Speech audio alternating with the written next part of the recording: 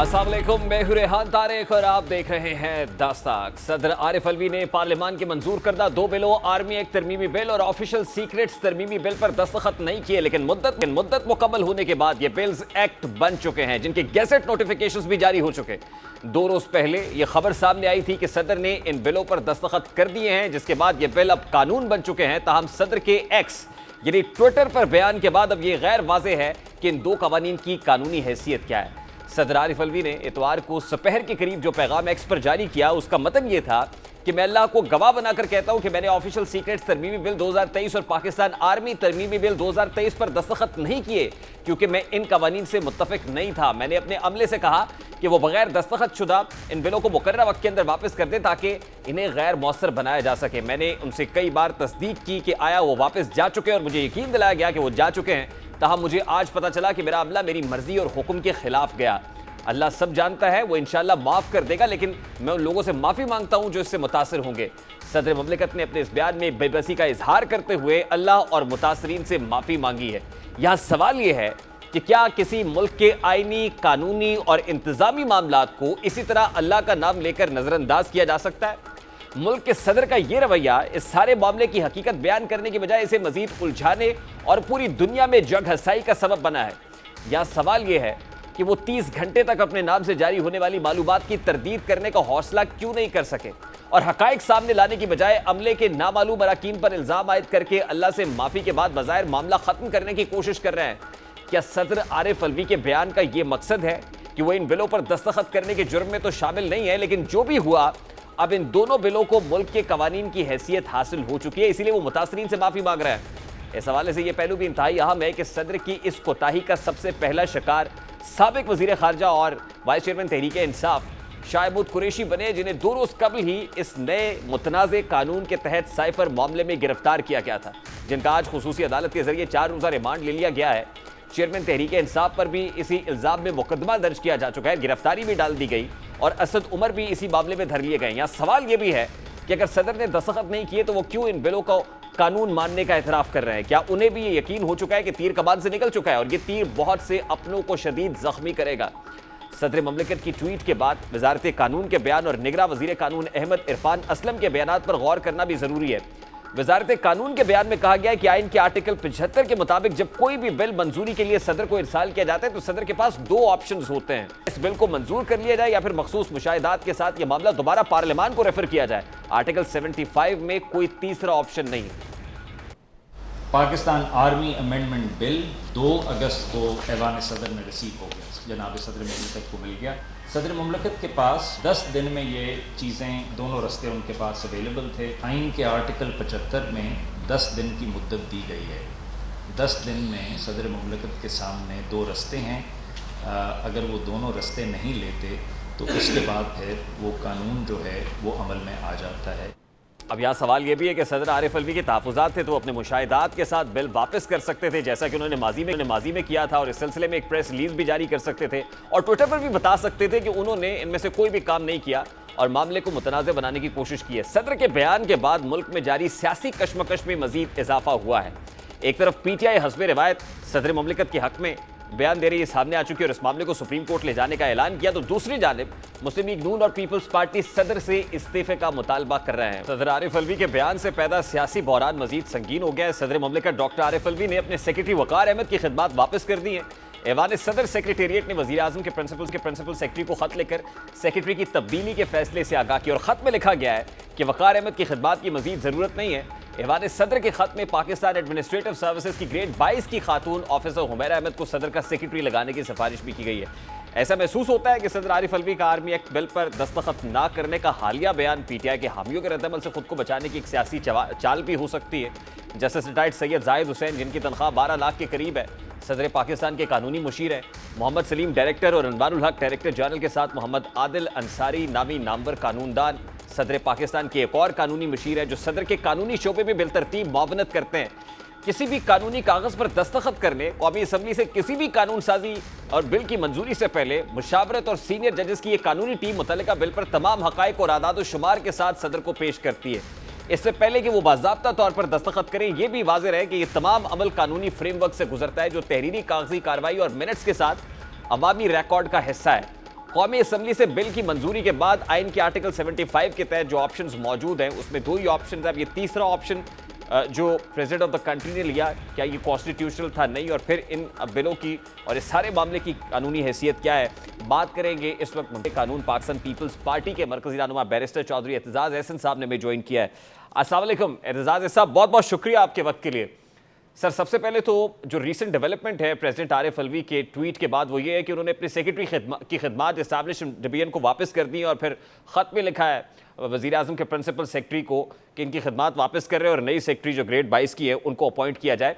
क्या ये मामला इतना ही सादा है कि सैक करने के बाद एक ऑफिसर को ख़त्म हो जाएगा, या फिर आपको लगता है कि प्रॉपर छान फटक होनी चाहिए, प्रॉब होनी चाहिए इस सारे मामले की?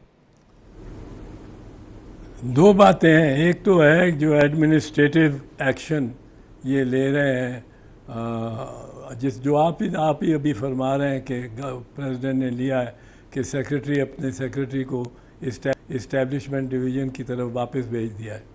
एक तो ये है, दूसरा है कि दस्तखत हुए हैं कि नहीं। ये दो सवाल हैं इसमें। और दस्तखत, क्या दस्तखत हो गए हैं या क्या दस्तखत मुतसव्वर किए जाएंगे कि दस्तखत हुए हैं। और अगर मुतसव्वर किए जाएं तब ये एक्ट ऑफ पार्लियामेंट बनेगा, क्योंकि तीसरी क्लॉज जो है, तीसरी क्लॉज आर्टिकल 75 की, वो मैं पहले पढ़ देता हूँ ताकि उससे आपको तनाज़ुर में समझ आ जाए। जी। When the president has assented, ये सुनने वाली ज़रा है, when the president has assented or is deemed to have assented to a bill, it shall become law and be called an act of parliament। यानी जब तक असेंट या तसव्वुर की गई असेंट, जो आइन बताएगा कब तसव्वुर करनी है, तसव्वुर की गई असेंट जब होगी तो तब वो एक्ट पार्लियामेंट का एक्ट बनेगा, वरना वो बिल ही रहेगा। अब इसमें इसी आर्टिकल 75 को, ये इसके दो मराहिल हैं। एक मरहला है कि पहली दफ़ा सदर के पास भेजा जाता है ये बिल पास होके दोनों हाउसेज से, तो फिर सदर उस पर 10 दिन सदर को है, सदर क्या करते हैं उसमें देखना है कि क्या ये, अगर सदर कुछ नहीं करते तो क्या ये बिल एक्ट ऑफ पार्लियामेंट बन जाएगा कि नहीं। ये यहाँ ठहरा हुआ है। अब देखें, ये कहता है when a bill is presented to the president for assent, the president shall within 10 days assent to the bill, or in the case of a bill other than a money bill, return the bill to Majlis Shura of Parliament। कोई सवालात बीच में उठा के ये करेंगे। अब सदर, यहाँ एक तीसरी सूरत हाल हुई है। तीसरी सूरत हाल ये है कि सदर ने कुछ भी नहीं किया जी। अब यहाँ है कि असेंट टू द बिल और सदर ने कुछ नहीं किया, तो गवर्नमेंट कह रही है कि इसका मतलब है कि वो तसव्वुर किया जाएगा कि वो उन्होंने बिल की मंजूरी दे दी। लेकिन अब क्लॉज 2 देखें, फ़िलहाल इसको मैं छोड़ रहा हूँ, वो भी एक ऑप्शन है। वो उस रूट से ही आया जाएगा कि जॉइंट हाउसेस को बुला के सदर जब लिखते हैं तो उनके साथ। अब क्लॉज 2, अब ये इसमें सिग्निफिकेंट वर्ड्स देखना। अब पहला तो है when the president has return the bill to Majlis Shura, तो मजलिस शूरा दोनों ऐवानों की मुश्तरका इजलास बुलाएगी और उसमें मेजॉरिटी के साथ पास कर देगी बिल, और पास कर देगी तो pass by both houses and shall be presented to the president. अब प्रेसिडेंट क्या करेंगे, and the president shall give his assent within 10 days, failing which, ये वहाँ पहले नहीं है, पहले मरल, failing which such assent shall be deemed to have been given। ये पहले में तो मरले में नहीं है, वहाँ तो या assent होगी या अच्छा, देखिए मामला दूसरे मरहले तक तो पहुंचा ही नहीं, क्लॉज 2 तक। वहां पे तो प्रेसिडेंट के पास 2 ऑप्शंस थे गिवन सर्कमस्टांसेस के अंदर, या तो वो असेंट देते या फिर अपनी ऑब्जर्वेशंस के साथ को नोट लिख के सिग्नेचर्स करते वापस भेज देते। अब इन 2 ऑप्शंस में से प्रेसिडेंट ने कोई भी ऑप्शन नहीं लिया, यानी ये मामला वापस तो गया ही नहीं पार्लियामान को या मजलिस शूरा को कि वहां पर कोई जॉइंट सिटिंग बुलाने की नौबत आती। और फिर भी और इस सूरत में तो हाउस वैसे ही अपना सेटिंग थी नहीं।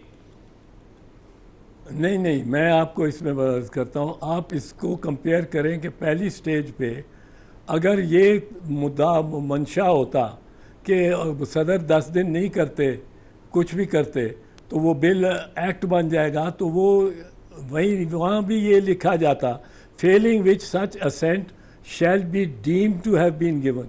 ये अल्फाज वहाँ आए होते, और ये अल्फाज चूँकि नहीं आए, इसलिए वो 2 ऑप्शंस भी मैंडेटरी नहीं है। तीसरी ऑप्शन भी है, वो है कि आप कुछ नहीं लिखते ना करते, 10 दिन गुजर जाने देते। 10 दिन गुजरने के बाद स्पीकर पे लाजिम था कि वो बुलाता हाउस को, दोनों हाउसेस को, और वो कहता कि जी ये इसमें सदर साहब हमारी ना सुनते हैं ना मानते हैं, तो let us invoke the second option that is in clause 2, और क्लॉज 2 में वो दोबारा सदर को भेजते। अब इस दफ़ा सदर ये बाउंड था कि वो फैसला वो उसको असेंट दे, और अगर असेंट नहीं देते 10 दिन के बाद, तो failing which the assent shall be deemed to have been given. ये पहले मरहले में आया ही नहीं, ये रियायत आई ही नहीं। यानी आप ये कह रहे हैं कि पहले मरहले में भी सर स्पीकर पर बाइंडिंग था कि वो जॉइंट सिटिंग बुलाते और उसमें सारे मामले को कि जी प्रेसिडेंट की तरफ से कोई ऑब्जर्वेशंस नहीं आई, तो हम यहां से बिल मंजूर कराते और फिर प्रेसिडेंट को भेजते।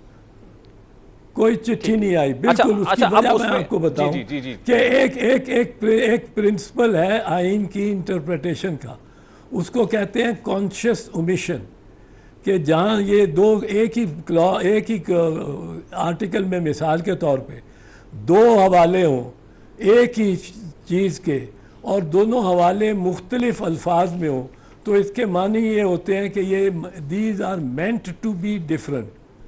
ये कॉन्शियसली ओमिट किया है, वरना तो यहाँ ही कर देते कि 10 दिन अगर सदर को देते, 10 दिन कि 10 दिन सदर साहब आप सोच लो या लेटर लिखो, या फिर वो बिल बन जाएगा एक्ट ऑफ पार्लियामेंट। ये एक्ट ऑफ पार्लियामेंट बनेगा। अब देखें, जो मैंने 3 पहले पढ़ा था, उसमें देखें when the president has assented or is deemed to have assented to a bill it shall become law and be called act of parliament. इससे पहले जब तक वो डीमिंग क्लॉज में भी ना आए, वो एक्ट ऑफ पार्लियामेंट नहीं बन सकता। वो फस्क है, वो सिफर है, उसके तहत ना अदालत कोई बनाई जा सकती है। एजाज साहब, मेरा बड़ा सादा सा सवाल है। देखिए, प्रेसिडेंट के पास भी तो कानूनी मुशीरान की एक टीम है और भारी भरकम तनख्वाहों पर वो काम करते हैं। अब प्रेसिडेंट ने जो ट्वीट की है, जिसके बाद ये तनाज़ा खड़ा हुआ, उसके अंदर ही उसका इख्तितामी जो हिस्सा है वो ये है कि जी मैं माफ़ी मांगता हूँ उन लोगों से जो इस कानून से मुतासर होंगे। यानी प्रेसिडेंट को तो ये रियलाइजेशन करा दी, या उन्होंने ये रियलाइज़ कर लिया कि अब ये कानून बन गया है। यानी प्रेसिडेंट तो इसको कुछ चैलेंज करने का या कोर्ट ऑफ लॉ का दरवाजा खटखटाने का इरादा नहीं रखते, वो तो ये तसव्वुर किए बैठे हैं कि ये लॉ बन गया। हाँ, वो तसव्वुर किए बैठे हैं, पर वो उनका तसव्वुर कानून की तशरीह, सही तशरीह तो ज़रूरी नहीं है। वो तो सुप्रीम कोर्ट की तशरीह, सही तशरीह होगी, ये तो ज़रूरी नहीं है। ये तो चैलेंज होगा अगर ये कोई अदालत ऐसी बनी। अदालत ऐसी का कोई इख्तियार ही नहीं है। It is coram non judice, Latin में कहते हैं कोरम नॉन जुडिस, यानी कोई कोरम होता है कमरा, नॉन जुडिस जिसमें कोई जस्टिस नहीं, जुडिशल नहीं है, ऐसा कमरा जो कि अदालत नहीं है, बिल्कुल अदालत नहीं है। तो ये कोरम नॉन जुडिस हो गया, क्योंकि ये एक्ट जो है, ये बिल जो है, ये एक्ट बना ही नहीं। ये बिल ने एक्ट बनना था अगर ये जो है असेंट होती प्राइम मिनिस्टर उसकी प्रेसिडेंट की, खा तहरीरन होती, खा इस आइन के तहत, इस क्लॉज के तहत उसको तसव्वुर किया जा सकता। पहली दफ़ा उसको तसव्वुर नहीं किया जा सकता। दूसरी सारी प्रोसेस रखी इसलिए गई है कि वो एक अगर सदर को एतराज़ किसी वजह से भी हो और वजह ना भी हो, तो सदर का ये अमेरिकन प्रेसिडेंट के वीटो की तरह है पहली स्टेज, कि कोई उसको बताने की ज़रूरत नहीं है कि क्यों वो वीटो कर रहा है, सिक्योरिटी काउंसिल में वीटो की तरह। लेकिन इसको हमारे जो कवानीन वाले थे, उन्होंने फिर भी थोड़ी सी सबकत देने के लिए, अहमियत देने के लिए पार्लियामेंट को ओवर द प्रेसिडेंट, उन्होंने कहा कि दूसरी दफ़ा, एक दफ़ा भेजो, वो नहीं करते या वापस करते हैं या कुछ नहीं करते, तो फिर आप दूसरी दफ़ा, एक दफ़ा फिर उसको दोनों हाउसेज। नहीं साहब देखिए, इसमें प्रेसिडेंट का जो कंडक्ट है, ये ट्रैक रिकॉर्ड भी मेंशन करना बड़ा इंपॉर्टेंट है कि माजी में अभी जो रिसेंटली 13 बिल उन्होंने वापस भिजवाए हैं, उसमें उन्होंने ना सिर्फ ये कि ऑब्जर्वेशन दी, अपना नोट लिखा, बल्कि उसके नीचे सिग्नेचर्स भी किए, बाकायदा रीजन दी कि मैं समझता हूं कि इसलिए ये कानून साजी नहीं होनी चाहिए, मैं इससे मुत्तफिक नहीं हूं। इस केस के अंदर ना तो उन्होंने ऑब्जर्वेशंस दी, ना कोई सिग्नेचर किए, या अगर किए किसी जगह पे स्टाफ को दे दिए तो वो दिखाई नहीं गए, ना उन्होंने ट्वीट करके उसको उसके साथ अटैच किया कि ये मेरी ऑब्जर्वेशन थी या मेरे सिग्नेचर्स के साथ ये डॉक्यूमेंट यहां पड़ा हुआ है या अवामी रिकॉर्ड का हिस्सा है। तो ये सारे मामले को मशकूक नहीं बना देता? नहीं, मशकूक तो कोई बहुत सारे लोगों के जहनों के में मशकूक होगा। मशकूक अगर होगा तो अदालत, सुप्रीम कोर्ट फैसला करेगी कि मशकूक है कि नहीं। मैं तो मशकूक नहीं समझता सर। मुतासरा फरीक तो प्रेसिडेंट है, उन्होंने तो अदालत जाने का अदालत तो उन्हें जाना चाहिए उसूली तौर पे। नहीं, असूली तौर पे अगर किसी का ट्रायल हो रहा है, अगर पता नहीं मुझे कह रहे हैं शाह महमूद का ट्रायल कर रहे हैं या इमरान खान का ट्रायल कर रहे हैं, वो जा सकते हैं, क्यों नहीं जा सकते? वो ठीक, और वो कह सकते हैं कि जनाब एक कानून बना ही नहीं जी, वो स्टिल बॉर्न है, वो बिफोर चाइल्ड बर्थ मर गया है, और वो कानून हमारे पे लगा रहे हैं। उनका तो बहुत जायज़ हक बनता है जाने का। और फिर इस सारे मामले को प्रॉप भी तो होना चाहिए ना एतजाज साहब, कि प्रेसिडेंट ये कह रहे हैं कि मेरी इंस्ट्रक्शंस को मेरा स्टाफ ही अंडरमाइन कर रहा है, तो वो कौन लोग हैं, किसके कहने पे फिर अंडरमाइन कर रहे हैं, ये इतना रिफ्ट क्यों है अपने ही स्टाफ के साथ? ये सारा मामला भी तो गौर तलब है। ये एक अलहदा, ये कानून के जायज़ होने या नाजायज़ होने से ताल्लुक़ नहीं रखता। ये एक अलहदा एडमिनिस्ट्रेटिव इंक्वायरी होनी चाहिए, बिल्कुल उस पर होनी चाहिए, और सदर को एक अपना सीनियर ऑफिसर अपने सेक्रेटेरिएट से इस पे इंक्वायर करने के लिए अपॉइंट करना चाहिए, बिल्कुल होनी चाहिए। मैं इससे नहीं हूँ, लेकिन सवाल असली ये है कि क्या ये कानून का एक्ट बन गया, ये बिल एक तजवीज़ वो एक्ट ऑफ पार्लियामेंट बन गई है कि नहीं? तो उसका जवाब है नहीं। ना सदर के दस्तखत हैं उस पर, ना सदर ने उसको मंजूर किया है, असेंट दी है, ना उसकी मंजूरी को प्रिज्यूम किया जा सकता है, को मफरूज़ा उसका बनाया जा सकता है कि हम ये तस्लीम करते हैं कि उसने दस्तखत नहीं किए, पर चूँकि 10 दिन गुजर गए हैं इसलिए ये एक एक्ट बन गया है। ये भी नहीं हो सकता। तो इस वजह से ये कवानीन स्टिल बॉर्न है। वो अदालत अगर बनाई है इन्होंने, गवर्नमेंट ने, तो वो भी कोरम नॉन जुडिस है। किसी को उनके सामने चार्ज पे ना गिरफ्तार किया जा सकता है, ना कैद में रखा जा सकता है, और ना ट्रायल हो सकता है। और ये भी एक और मैं आज पे अर्ज कर दूँ, साइबर केस भी जो है वो भी बिल्कुल बेपैंदा है। उसकी वजह यह है कि आप अगर ओथ ऑफ प्राइम मिनिस्टर देखें कॉन्स्टिट्यूशन के तहत, अगर कोई डीक्लासिफाई कर सकता है किसी डॉक्यूमेंट को, किसी खुफिया दस्तावेज़ को पब्लिक करने का इख्तियार वो प्राइम मिनिस्टर में है। और ये मिनिस्टर्स भी हलफ उठाते हैं और कहते हैं प्राइम मिनिस्टर की इजाज़त से मैं मख्फी का उस खुफिया दस्तावेज़ को पब्लिक करूँगा अगर करूँगा तो। और प्राइम मिनिस्टर के ऊपर कोई इख्तियार नहीं है स्वाय के सियासी तौर पे, सियासी एतबार से अगर कोई वो ऐसा डॉक्यूमेंट पब्लिक कर दे कि जो नहीं होना चाहिए। लेकिन ऐसा सब कानून में तो सफारती हुकूमत का मतलब कैबिनेट है ना सर? एक मिनट जी सर, हुकूमत का मतलब भी तो कैबिनेट है ना कानून में, वो सिर्फ प्राइम मिनिस्टर नहीं है, फर्द वाहिद नहीं। नहीं वो नहीं डीक्लासिफिकेशन की अप्रूवल भी कैबिनेट ने देनी। नहीं सर, एक मिनट आप जरा सुन लीजिए बात।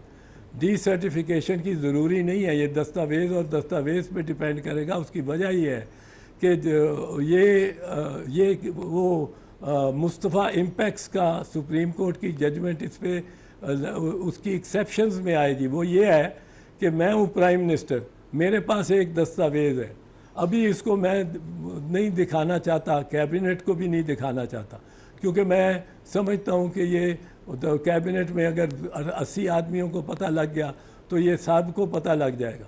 अगर मैं ये चाहता हूँ कि उसको उसकी नैरोएस्ट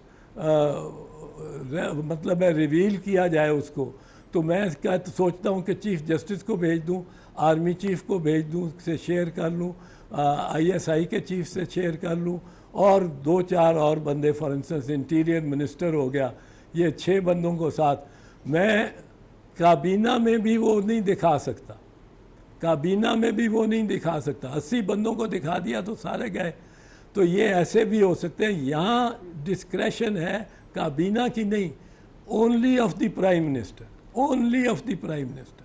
अच्छा एजाज साहब, इस सारे मामले का एक तो लीगल पॉइंट ऑफ व्यू है, secondly lastly and very quickly इसका जो पॉलिटिकल एस्पेक्ट है सर इस सारे मामले का, how do you see this के ऐवान सदर के अंदर इस तरह का मामला होना, this is something very unusual जो हुआ, और प्रेसिडेंट को आके ट्विटर पे इसका इजहार करना पड़ा। फिर उसके बाद जो पॉलिटिकल ओपोनेंट्स हैं वो उनसे इस्तीफे का मुतालबा कर रहे हैं, या फिर एक तासुर दिया जा रहा है कि अब उनका बतौर सदर ममलिकत रहना या वहाँ पे वो शायद पॉसिबल नहीं होगा, या लोग नहीं चाहेंगे वो वहाँ पे रहे, कंसर्न क्वार्टर्स भी नहीं चाहेंगे कि वो बतौर प्रेसिडेंट अपनी खिदमत अंजाम दें, और वैसे भी नेक्स्ट मंथ उनका टेन्योर कंप्लीट हो रहा है 9 सितंबर को। तो how do you see this, क्या हालात नॉर्मल हैं, बड़े अनयूजुअल हैं, गैर मामूली सूरत हाल है, या नाजुक सूरत हाल से गुजर रहे हैं? पहली बात तो आपको ये अर्ज कर दूं कि उनका टेन्योर अलवी का नेक्स्ट मंथ नहीं ख़त्म हो रहा। I mean, जब तक प्रेसिडेंट नहीं आते तब तक वो रहेंगे, लेकिन 9 सितंबर को सर उनकी मुद्दत तो कंप्लीट हो रही है। किनकी? प्रेसिडेंट आरिफ अलवी की। अलवी की? जी। अलवी के बारे में provided that the president shall notwithstanding the expiration of his term shall continue to hold office until his successor enters upon his office. ठीक ठीक। तो जब तक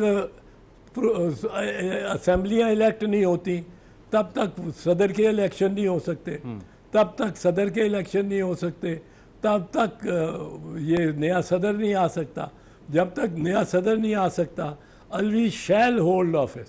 तो ये तो एक बात है। अब इसमें कोई वो खुद रिजाइन देना चाहे तो एक अलग बात है। कहा जाए, हाँ, वो खुद रिजाइन देना चाहें तो दे सकते हैं, बिल्कुल दे सकते हैं, पर मेरा ख्याल उसको क्यों देने की ज़रूरत है? फिर प्रेसिडेंट नया वो चेयरमैन सेनेट हो जाएगा प्रेसिडेंट गालबन, वरना नया तो इलेक्ट भी नहीं हो सकता अभी। फिर भी अगर वो इस्तीफा नहीं देना चाहते तो आपको लगता है हालात ऐसे हैं कि इस्तीफा देने के लिए मजबूर किया जा सकता है?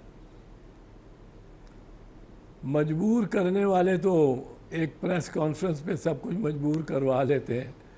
वो तो मुझे नहीं पता कोई प्रेस कॉन्फ्रेंस करनी पड़ेगी इनको कि नहीं, पर अगर फॉर इंस्टेंस सदर इनकार कर दे इस्तीफ़ा देने से तो उससे कोई इस्तीफ़ा ले भी नहीं सकता। ठीक, लेकिन मामूली नौयत का मामला नहीं है, हालात गैर मामूली हैं। How do you see this? मैं तो समझता हूँ मामूली नौयत का मामला है। अच्छा, देखना है कि क्या सदर के दस्तखत हैं उस बिल पे कि नहीं है। अगर नहीं है तो फिर ये वो इन्होंने प्रोसेस किया ही नहीं अकॉर्डिंग टू दी आर्टिकल 75, ताकि वो डीम टू हैव असेंटेड में आ जाता। लेकिन वो प्रोसेस ही नहीं किया। वो किसकी कोताही है? ये एक पार्लियामेंट्री कमेटी इसको देख सकती है। This needs to be found out, sir. I have to take a very quick short break. Barrister Chaudhry Aitzaz Ahsan साहब, बहुत बहुत शुक्रिया आपके वक्त के लिए। एक ब्रेक लेते हैं, ब्रेक के बाद वापस आते हैं।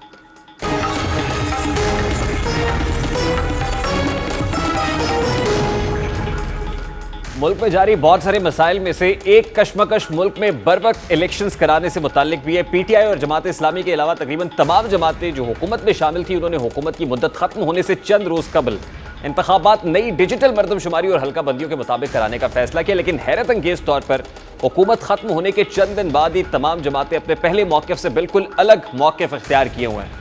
मुस्लिम लीग नून के अलावा अब तकरीबन तमाम जमातें इस हवाले से यकसू नजर आती है कि इंतखाबात बर वक्त होने चाहिए, जो अमली तौर पर मुमकिन नहीं है। पाकिस्तान पीपल्स पार्टी ने नई मरदमशुमारी की मंजूरी के वक्त भी कुछ तहफ़्फ़ुज़ात उठाए थे, अब भी उन तहफ़्फ़ुज़ात का इजहार कर रहे हैं और शायद यही वजह है कि उन्होंने मजलिस आमला का इजलास भी बुला लिया है। इस इजलास में क्या होने जा रहा है, बात करेंगे। पाकिस्तान पीपल्स पार्टी के सीनियर रहनुमा ताज हैदर साहब ने हमें ज्वाइन किया है। अस्सलाम वालेकुम ताज हैदर साहब, बहुत बहुत शुक्रिया आपके वक्त के लिए। सबसे पहले तो ये फरमाइएगा, पाकिस्तान पीपल्स पार्टी की सेंट्रल एग्जीक्यूटिव कमेटी का इजलास बुलाया गया है ऐसे वक्त पर जब नई मरदमशुमारी के तहत हल्का बंदियां हो रही हैं, इलेक्शन कमीशन ऑफ पाकिस्तान ये कर रहा है और इंतखाबात डिले होने जा रहे हैं, तो आपकी इस मजलिस आमला के इजलास का एजेंडा क्या होगा? इत्तला नहीं मिली, लेकिन ये कि हमारा सारा फोकस इलेक्शंस पे है और इस पर जाहिर है कि इलेक्शन के बारे में जो भी हिकमत अमली है उस पर गुफ्तगू जो है वो अहम है। तो फिर जाहिर है कि इस मामले पे जायज तशवीश है हमारी। तो इस तशवीश को लेके कहीं एहतजाज करने का इरादा भी रखते हैं? नहीं, अभी तो इलेक्शन में जा रहे हैं ना, लेकिन ये कि हम जो है वो बताते रहेंगे कि किस किस्म की ज्यादती हमारे साथ हुई है इस जाली सेंसस के जरिए, फ्रॉड सेंसस के। ये ज्यादती किसने की है ताज हैदर साहब? ये ज्यादती मरकज ने की है, और क्या। हाँ, तो मरकज में तो आप ही की हुकूमत थी। नहीं, हम इसको सेंसस को नहीं देख रहे थे, हम सिर्फ उन्हें समझा रहे थे और 1.5 साल से समझा रहे थे। और कोई 14 खतूत इस सिलसिले में चीफ मिनिस्टर के मौजूद हैं रिकॉर्ड पे, और कई मीटिंग्स के मिनट्स मौजूद हैं। 2 मीटिंग्स में मैं भी शरीक था और ये सब की सब 2022 में हो रही थी और हम इनको बता रहे थे कि ये आप ठोकर खाएंगे, चालाकी का जमाना खत्म हो गया है। और ये उसके बावजूद ये तमाम बातें करते रहे। हमारी आबादी 3 को कम की है, जिससे हमें इस साल 500 बिलियन का फर्क पड़ रहा है फेडरल ट्रांसफर्स के अंदर। आपका इशारा पाकिस्तान मुस्लिम लीग नून की जानिब है, ये ज्यादती और ये धोखा। पहले वो थे अपने जो एडवाइजरी कमेटी बनाई थी वो असद उमर साहब ने बनाई थी, जिसमें सिंध का एक भी नुमाइंदा नहीं था, बलूचिस्तान का एक नुमाइंदा था, पख्तूनख्वा का एक नुमाइंदा था, 11 लोग जो थे वो पंजाब और इस्लामाबाद से थे। और जिन्होंने के वही डिजूरे बेसिस पे काउंटिंग कराई, जो वर्किंग पेपर उन्होंने बनाया उसमें वही डिजूरे बेसिस पे। अब इत्तला तो है कि बरवक्त इंतखाबात के इनेकाद को लेकर पाकिस्तान पीपल्स पार्टी ने अदालत का दरवाज़ा खटखटाने का फैसला कर लिया है, क्या ये खबरें दुरुस्त हैं? मुझे पता नहीं, जैसा मैंने कहा कि ये तमाम फैसले जो हैं ये सेंट्रल कमेटी में ही होते हैं, जिसमें डिस्कशंस होते हैं। और मैंने अभी इतना वो फोन देखा नहीं है कि सेंट्रल एग्जीक्यूटिव कमेटी का इजलास कब हो रहा है, क्योंकि वो इत्तला अभी तक शायद मुझे नहीं पहुंची है। ठीक, इलेक्शन कमीशन ऑफ पाकिस्तान के फैसले को लेकर ये तो बात सामने आ गई कि इंतखाबात फरवरी से पहले पॉसिबल नहीं है, अगले बरस फरवरी में होने जा रहे हैं। क्या आयुष्योर के ये फरवरी का जो माह बताया गया है? कोई जवाब नहीं है। अच्छा। इसका कोई जवाब नहीं है। हल्का बंदी के अंदर जो ताखीर होती है वो उस ताखीर की वजह को, जब पार्लियामेंट की कमेटी बैठी थी तो उसमें मेरे ही इनिशिएटिव पे ख़त्म किया गया था। और वो ये था कि हम जो एडमिनिस्ट्रेटिव बाउंड्रीज होती है वो रुकावट नहीं बनेंगी मसावी आबादी में हल्कों की। ताज हैदर साहब, lastly and very quickly, election commission of Pakistan का काम ही मुल्क में इलेक्शंस कराना है और इंतखाबात की तारीख देना भी तो अब उन्हीं का काम है, पार्लियामेंट के अंदर जो तरमीम हुई है। तो अगर वही इलेक्शन कमीशन ऑफ पाकिस्तान नहीं करता जो उसका काम है, तो फिर आपकी नज़र में क्या वजह है कि लैतो लाल से काम ले रहा है इलेक्शन कमीशन ऑफ पाकिस्तान? ये क्यों नहीं करना चाह रहा जो उसकी अव्वलीन ड्यूटी है, या किसी के से इंस्ट्रक्शंस ले रहा है? वो उसी पुराने तरीके पे चल रहे हैं और मेरे ख्याल से वो तरीका बदलना चाहिए और थोड़ा सा ओवर टाइम भी करना चाहिए। क्योंकि जैसा कि मैंने कहा कि अब तो जैसे 9,13,000 या 9,14,000 की एक कॉन्स्टिट्यूएंसी आ रही है सिंध में, पंजाब में, तो आप इनको डेलिनिएट करते जाएं सेक्शन 20 के तहत। जो आपको कंटिग्यूटी चाहिए, आपको नेचुरल जो वो हैं रुकावटें, वो उनका ख्याल करना होगा, मेन रोड्स का ख्याल करना होगा, लेकिन एडमिनिस्ट्रेटिव बाउंड्रीज का आपको ख्याल नहीं करना है। पहले ये एडमिनिस्ट्रेटिव बाउंड्रीज आपको रुकावट बनती थी, उस वक्त भी नहीं बननी चाहिए थी, लेकिन इन्होंने इक्वलिटी ऑफ पॉपुलेशन को तरजीह देने के बजाय एडमिनिस्ट्रेटिव बाउंड्रीज को तरजीह दी। ठीक, देखिए मजलिस आमला का इजलास होता है तो क्या आप अपने कलीग्स को या पार्टी क़यादत को अदालती चाराजोई का मशवरा देंगे? नहीं, मैं इस वक्त इलेक्शन पे पूरी तवज्जो देना चाहता हूँ। मैं सरबराह हूँ पार्टी के इलेक्शन सेल का। अगर मेरी राय आप पूछ रहे हैं तो हमारी पूरी तवज्जो इलेक्शन का, मतलब हमने बहुत पहले, कोई 10 साल पहले शहीद जुल्फ़िकार अली भुट्टो के लिए रेफरेंस डाला था सुप्रीम कोर्ट ऑफ पाकिस्तान में, अब तक एक भी पेशी नहीं हुई है। तो हम उनके ऊपर इतना भरोसा नहीं कर रहे, हम अपने कारकुनों पे और अपने अवाम पे भरोसा कर रहे हैं। बहुत बहुत शुक्रिया ताज हैदर साहब, पाकिस्तान पीपल्स पार्टी के सीनियर रहनुमा हमारे साथ मौजूद थे। पीपल्स पार्टी की रिजर्वेशंस तो हैं, इलेक्शंस डिले होने पर उसका खुलकर इजहार भी किया जा रहा है। अब ये एक ब्रेक लेंगे और ब्रेक के बाद जब वापस आएंगे तो निगरां हुकूमतें मसीही बरादरी की अश्कशोई में पेश हैं और ये इस्टेब्लिश कर रहे हैं कि मजहब नहीं सिखाता बैर रखना। ब्रेक लेंगे और ब्रेक के बाद जब वापस आएंगे इस मामले पर बात करेंगे। इस ब्रेक के बाद हमारे साथ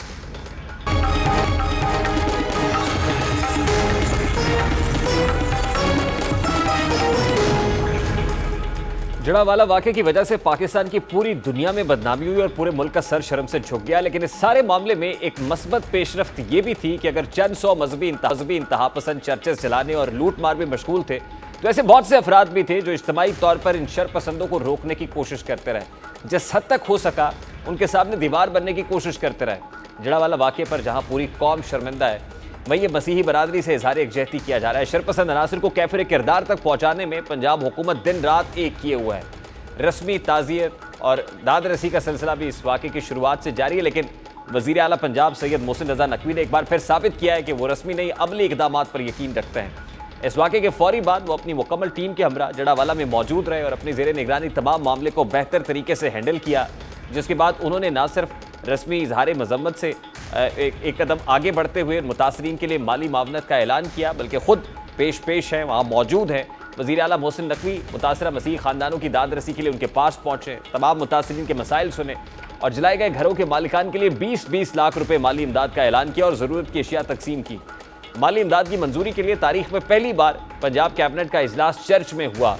अगर वज़ीर आला पंजाब के ट्रैक रिकॉर्ड को देखा जाए तो ये बात पूरे वसूख से की जा सकती है कि उनकी जानिब से ऐलान की गई इमदादी रकम सिर्फ ऐलान साबित नहीं होगी, बल्कि ये रकम रिवायती कागजी कार्रवाई और दफ्तरी मसाइल से हटकर एक हफ्ते से भी कम वक्त में मुतासरीन के पास मौजूद भी होगी और मुतासरीन इस रकम को इस्तेमाल भी कर रहे होंगे। आज मस्बत डेवलपमेंट इसके अंदर जो ऐड कर रही है वो ये है कि आज के टेकर प्राइम मिनिस्टर भी मौके पर पहुँचे, उनके साथ गवर्नर पंजाब और चीफ मिनिस्टर पंजाब खुद मौजूद थे और मुतासरीन में इमदादी रकूम के चेक्स खुद तकसीम कर दिए गए हैं। यानी सिर्फ ऐलान नहीं हुआ बल्कि मोहसिन नकवी स्पीड के साथ ये चेक्स भी फौरी तौर पर इन मुतासरीन को डिस्ट्रीब्यूट भी हो गए हैं। उम्मीद है कि उनके दुखों का मदावा भी मुस्तक़बिल में इस तरह के वाक़यात की रोकथाम के लिए रियासत भरपूर किरदार अदा करेगी। रियासत भी और समाज भी दोनों मिल के इस तरह के शरपसंद अनासर को काउंटर फाइट करेंगे और इस तरह के हादसात को साने हाथ को होने से रोक लेंगे। प्रोग्राम का वक्त अपने इख्तिताम को पहुंचा। आपसे मुलाकात होगी इंशाअल्लाह कल। अपना रखिए ख्याल। अल्लाह हाफ़िज़।